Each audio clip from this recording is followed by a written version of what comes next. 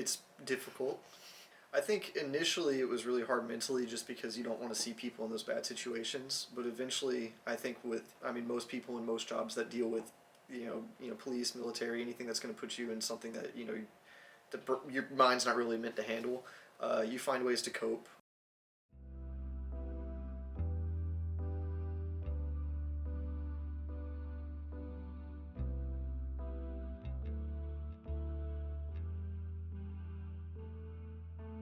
I had a friend of mine who I went to high school with. He went to James Clemens as well.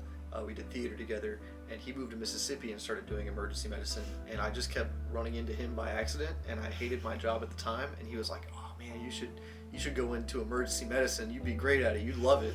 And I kind of blew it off for a little bit, and then I tried to get into the fire department and failed. And then I decided he sent me a link that was like, get your EMT and get paid to do it. And I figured I hated my job enough that I'd go ahead and do it, and here I am.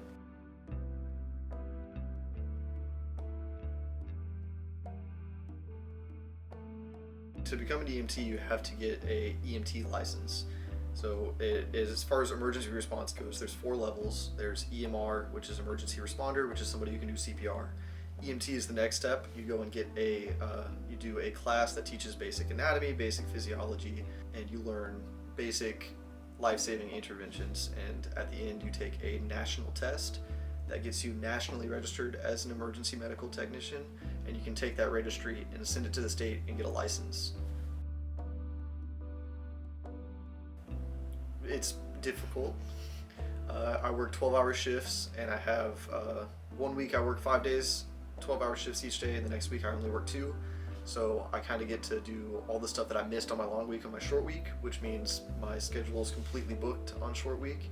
And then during long week, everything's really stressful because I don't have any time. But it works out some way.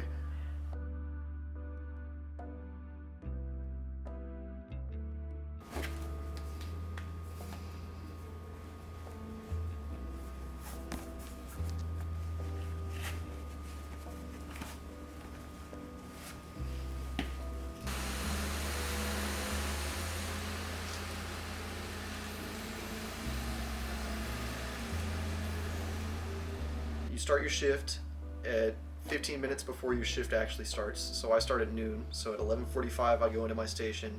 I get my truck ready, make sure we have all of our supplies, make sure our monitor has charged batteries, make sure our truck's in order, make sure our truck is operational, make sure all of our emergency lights work, and then we sign on for the day, and whatever dispatch wants to give us, we get. So when somebody calls 911, it gets put into a list, and dispatch will decide whoever's closest or whoever's the best unit for that call will get dispatched to it.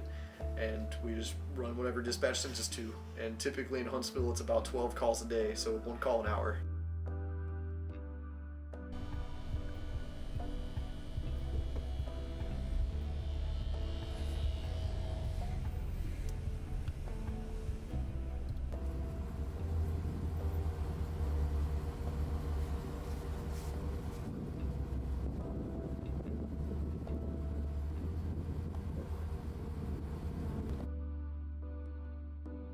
I'm wanting to get my paramedic license next year. Well, it'd be the following year. It takes about 3 semesters, and I'm an advanced EMT right now, which means I can do IVs and IO infusions, and I have a list of medications that I'm allowed to give.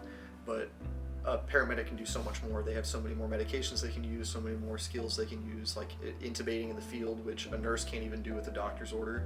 Like a nurse can only do it with a doctor's order. A paramedic can just decide to intubate somebody, and having those tools would be really cool because I can help more people. I don't think that this is a long-term career that will work out. It's really hard on your body and hard on your mind. So I'm hoping that it can be kind of a stepping stool into different career fields in the future. No day is the same because every call you get is you'll get something that's like, oh, they fell and they're just short of breath, and you get there and they're on the brink of death, and then you'll get a call that's like, oh, they're about to die, they can't breathe, and you walk in and they're like, my leg hurts a little bit. So you just never know what you're gonna get.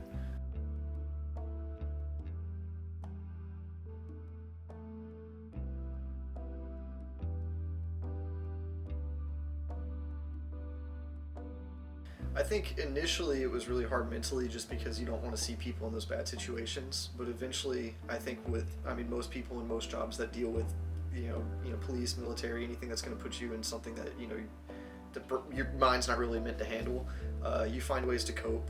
Humor is a big one for all of us. We all kind of joke around with each other.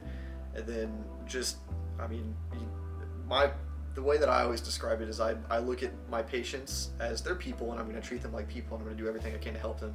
But in my mind, especially when it's like a really bad call, they're an organic machine and I'm a mechanic, and I need to try to get that machine running again. Because if you look at it too closely, like, oh my gosh, this is a person, this is somebody's daughter, this is somebody's brother, this is somebody's, whatever, it gets really, really personal really, really fast, and you can't function at the level that you need to function at.